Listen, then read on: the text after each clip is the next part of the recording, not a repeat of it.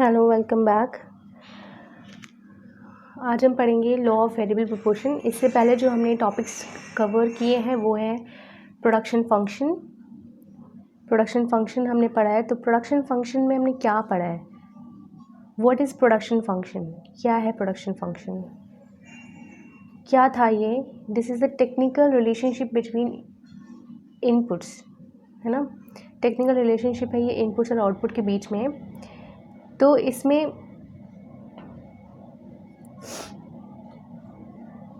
इसको हम जब इक्वेशन के फॉर्म में हम इसको लिखते हैं तो ये होता है Q is equals to function F means function of K and L, यानी कैपिटल और लेबर का फंक्शन। ये जो आउटपुट है ये कैसे हम प्रोड्यूस करते हैं? कैपिटल और लेबर से, ठीक है। तो हमने प्रोडक्शन फंक्शन पढ़ा था। फिर नेक्स्ट वीडियो में हमने पढ़ा था short run long run production function,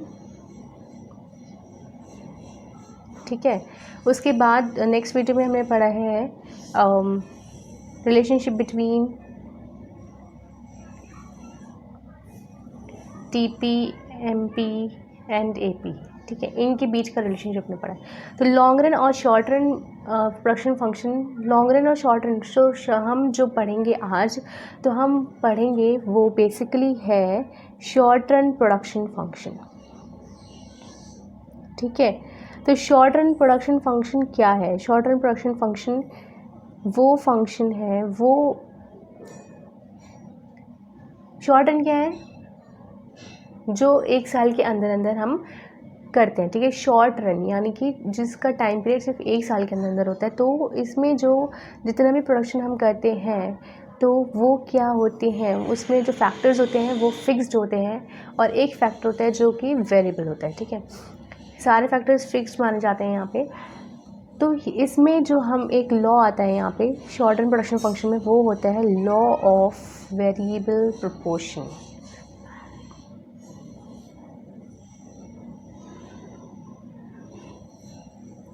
तो शॉर्ट रन प्रोडक्शन फंक्शन में जो लॉ ऑपरेट करता है वो लॉ है लॉ ऑफ वेरिएबल प्रोपोर्शन। इसको बोलते हैं law of returns to factor, भी हम इसको बोलते हैं returns to a factor,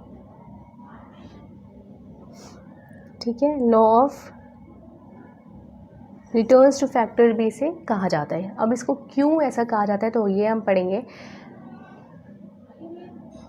law of variable proportion and law of returns to factor. तो सबसे पहले ये लॉ क्या कहता है हम इसको पढ़ेंगे। तो law states that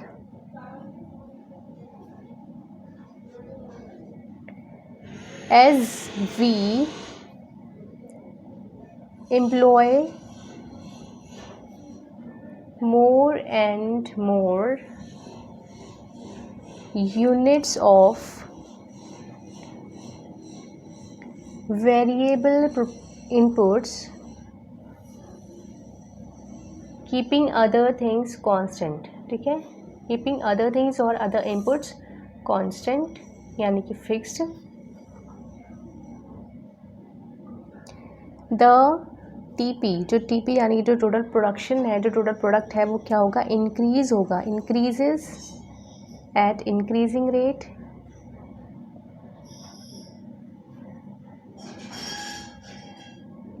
in the beginning, यानी कि शुरुआत में तो वो पहले इंक्रीज करेगा बहुत तेज़ी के साथ, इंक्रीजिंगली, ठीक है। Then increases at diminishing rate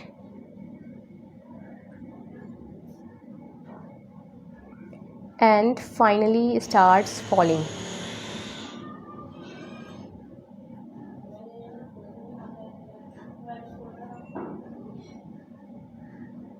ठीक है।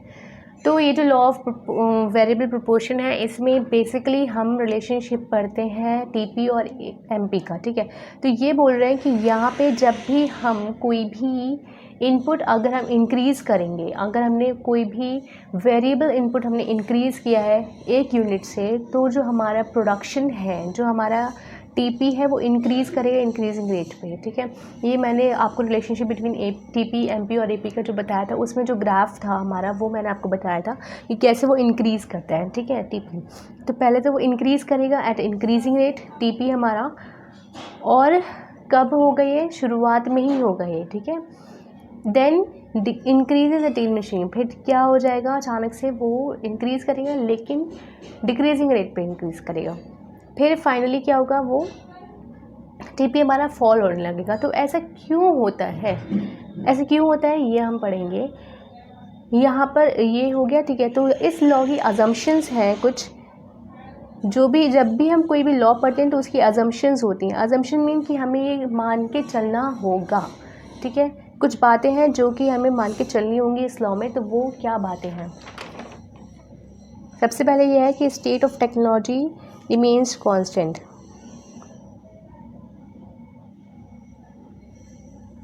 रिमेन्स कांस्टेंट और रिमेन्स द सेम।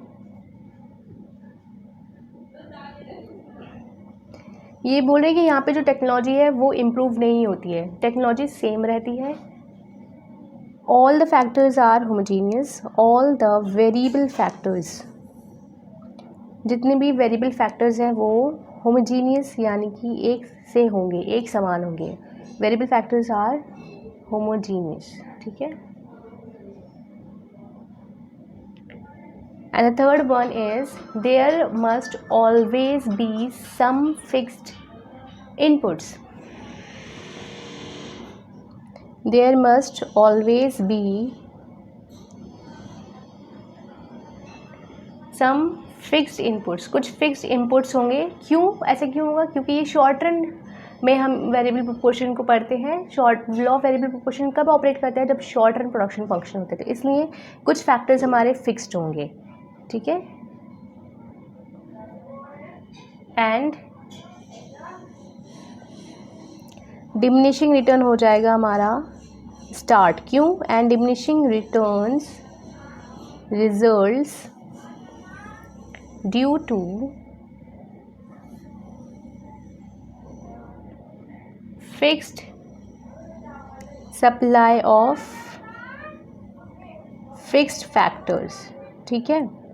क्योंकि जो हमारे फिक्स्ड फैक्टर्स हैं उनकी जो सप्लाई है वो फिक्स्ड है, ठीक। अगर एक मशीनरी है और एक मशीनरी पे 10 लोग काम कर रहे हैं और हमारे पास लेबर सप्लाई तो ज़्यादा है, क्योंकि लेबर क्या है, हमारा variable factor, but machinery is fixed factor, ठीक है।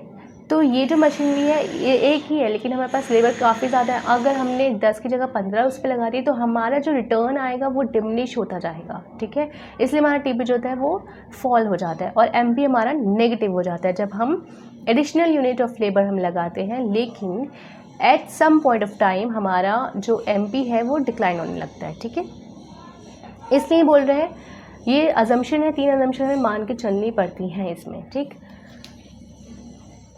और इस लॉ के कुछ पोस्टपोनमेंट्स भी हैं, यानी कि ये लॉ कुछ जगह नहीं ऐसा अजम्पशन इसकी अप्लाई नहीं होती है। फॉर एग्जांपल पोस्टपोनमेंट है हमारी इसकी कुछ, वो है कि इन केस पोस्टपोनमेंट ऑफ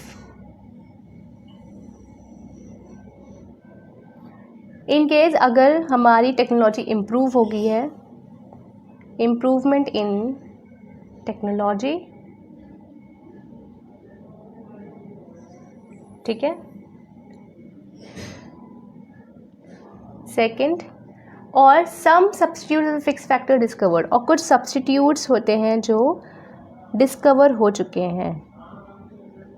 यहाँ पे जो है फिक्स फैक्टर है जिसकी वजह से डिमिनिशिंग रिटर्न है, बट यहाँ पे इन फिक्स फैक्टर के कुछ सब्स्टिट्यूट डिस्कवर हो गए हैं तो यहाँ पे लॉ जो है माना नहीं जाएगा। यानी कुछ एक्सेप्शंस हैं यहाँ पे, substitutes of fixed factor discovered, ठीक है। अब हम इसको आगे पढ़ते हैं। इसको हम अभी टेबल के थ्रू समझते हैं कि क्या है ये, ठीक है। तो सबसे पहले ये देखिए, ये हमारा इनपुट है, यूनिट में है ये 1 यूनिट 1 यूनिट 1 यूनिट इनपुट। अगर हमने 1 यूनिट इनपुट लगाया, यहाँ पे लेबर आ गई हमारी, हमने एक लेबर लगा रखी है एक मशीनरी पे, ठीक है। और जो उसका टीपी है वो हमें मिल रहा है 4 टोटल प्रोडक्ट। फिर हमने 2 यूनिट ऑफ लेबर लगाए तो ये हमें मिल रहा है 14। फिर हमने 1 यूनिट ऑफ बढ़ाया तो 34 हो गया। टीपी इंक्रीज़ कर रहा है, ये इंक्रीज़ कर रहा है, ठीक है। इंक्रीजिंगली ये इंक्रीज़ कर रहा है, ठीक। अब क्या होगा, एमपी देखिए, एमपी भी हमारा इंक्रीज़ करें इंक्रीजिंगली, ठीक। तो this is the first phase of increasing returns. तो यहाँ पे जो हमें रिटर्न मिल रहा है वो इंक्रीजिंग रेट पे मिल रहा है, ठीक है। अब यहाँ से जब 4th यूनिट ऑफ लेबर लगाया तो टीपी हो गई 50, एमपी हो गया 16, फिर 62 5th यूनिट पे, फिर 70, फिर 74। यहाँ पे जो आया वो अब आ गया कांस्टेंट। यहाँ पे देखिए, यहाँ पे आके ये इंक्रीज हो रहा है but at a decreasing rate, ठीक है। ये देखिए, यहाँ जो एमपी है वो 16 हुई, 12 पे, यहाँ ये डिमिनिश कर दी जा रही है, ठीक।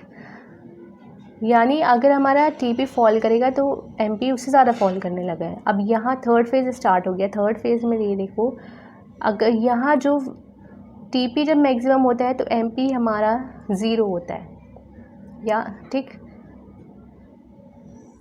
अब ये पॉइंट है, यहाँ पे लेबल लगाया 9 तो टीपी हमारा 7 हो गया, 70 हो गया, बट हमारा जो एमपी है वो -4। क्यों? ये नेगेटिव रिटर्न हो गया।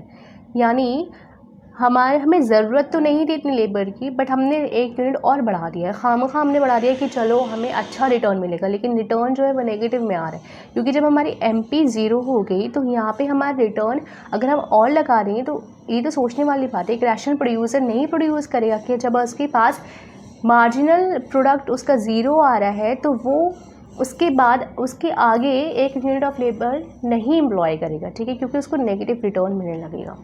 तो यहाँ पे थर्ड फेज़ में नेगेटिव रिटर्न स्टार्ट हो जाता है। चलिए, ये तो टेबलर फॉर्म में हमने पढ़ लिया इसको। अब हम इसको थोड़ा ग्राफिकल फॉर्म में देखते हैं कि क्या है ये, ठीक। तो दिस इज़ द टीपी का ग्राफ। यहाँ पे हम इस ग्राफ में टीपी टोटल प्रोडक्ट हम पढ़ेंगे, इतनी यूनिट ऑफ लेबर अगर हम लगाएंगे तो क्या होगा, फिर यहाँ पे हम एमबी पढ़ेंगे, ठीक। तो देखिए, यहाँ पे ये फर्स्ट स्टेज है। फर्स्ट स्टेज यानी कि इंक्रीजिंग रिटर्न्स वाली स्टेज है। तो यहाँ जब ये जो टीपी है वो इंक्रीज़ कर रहा है, इंक्रीजिंग रेट, जब ये इंक्रीजिंग रेट पे इंक्रीज़ करेगा तो ये, और यहाँ पे जो एमपी होगा वो मैक्सिमम होगा। तो ये जो पॉइंट है, ये वाला, ये थर्ड यूनिट वाला, ये वाला पॉइंट है कि ये तो 34 पे ये इंक्रीजिंग एट इंक्रीजिंग रेट, और यहाँ पे जो एमपी है वो मैक्सिमम है, ठीक है। देखो, ये मैक्सिमम है तो ये स्टेज 1 है, यानी इंक्रीजिंग रिटर्न है। बट इसके बाद क्या होगा, एक पॉइंट के बाद, तो ये जो पॉइंट है ये होता है पॉइंट ऑफ इन्फ्लेक्शन, हम इसको बोलते हैं। जब पॉइंट ऑफ इन्फ्लेक्शन, जब, तो इसको हम बोलते हैं पॉइंट ऑफ इन्फ्लेक्शन जब टीपी और एमपी मैक्सिमम पॉइंट होते हैं, ठीक है। ये है मैक्सिमम पॉइंट ऑफ टीपी, ठीक है।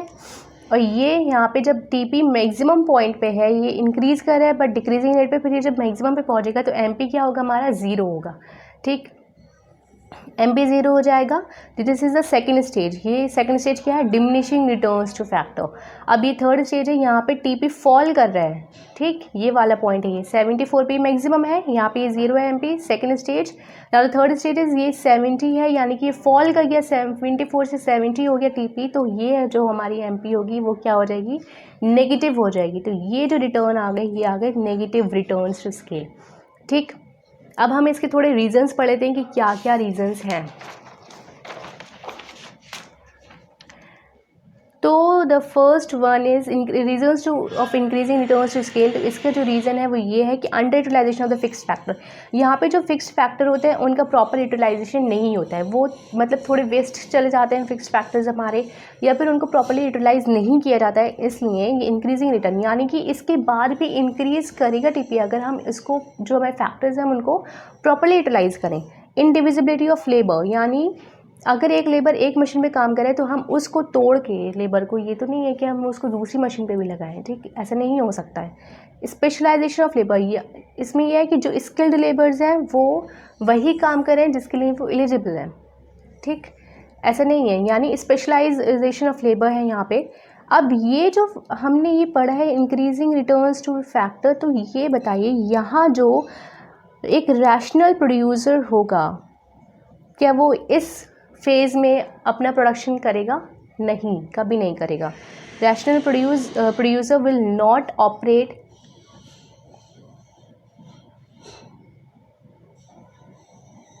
इन दिस फेज, ठीक है।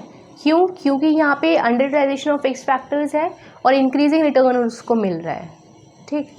जब तक प्रॉपर यूटिलाइजेशन नहीं होगा फैक्टर्स का, तब तक वो नहीं करेगा, ठीक है, ऑपरेट। अब यहाँ पे सेकंड फेज है हमारा, अब हमारी ये है reasons of diminishing returns to scale. तो डिमिनिशिंग रिटर्न्स टू फैक्टर पे, स्केल नहीं, factor, diminishing returns to factor, यहाँ पे क्या होता है, ऑप्टिमल यूटिलाइजेशन, यानी प्रॉपर यूटिलाइजेशन हो रहा है फैक्टर्स का, कोई भी फैक्टर वेस्ट नहीं जा रहा है, और lack of perfect substitutes available नहीं है, तो यहाँ पे डिमिनिशिंग रिटर्न आ जाता है, ठीक है। तो यहाँ क्या होगा, रैशनल प्रोड्यूसर यहाँ पे ऑपरेट करेगा, रैशनल प्रोड्यूसर विल ऑपरेट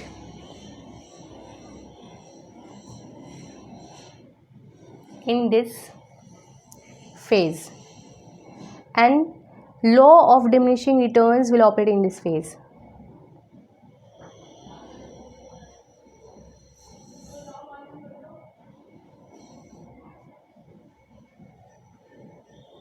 क्यों ऐसा क्यों होगा, क्योंकि प्रॉपर यूटिलाइजेशन हो रहा है, टीपी मैक्सिमम है हमारा यहाँ पे, एमपी मैक्सिमम है हमारा यहाँ पे, तो यहाँ पे जो हाँ, तो यहाँ रीज़न मतलब डिमिनिशिंग रिटर्न्स टू फैक्टर इस फेज़ में प्रोड्यूसर ऑपरेट करेगा, क्यों, क्योंकि यहाँ पे टीपी भी मैक्सिमम होगा और एमपी भी मैक्सिमम होगा, ठीक है। तो इस फेज़ में लॉ ऑफ डिमिनिशिंग रिटर्न्स भी ऑपरेट करता है, ठीक। Now the reason for negative returns to factor, तो ये है over utilization of fix factor, यानी यहाँ पे फिक्स फैक्टर का ओवर यूटिलाइजेशन होने लगता है, ठीक है। जैसे मैंने बताया कि एक मशीनरी पे जहाँ पे 10 लोगों की ज़रूरत है, सिर्फ 10 लेबर की ज़रूरत है, बट वहाँ 15 लेबर लगा हुआ है, ठीक है। तो यहाँ पे diminishing return negative return start होने लगेंगे, यानी एमपी जो हो जाएगी वो हो जाएगी नेगेटिव, ठीक। तो ये इतना ही था,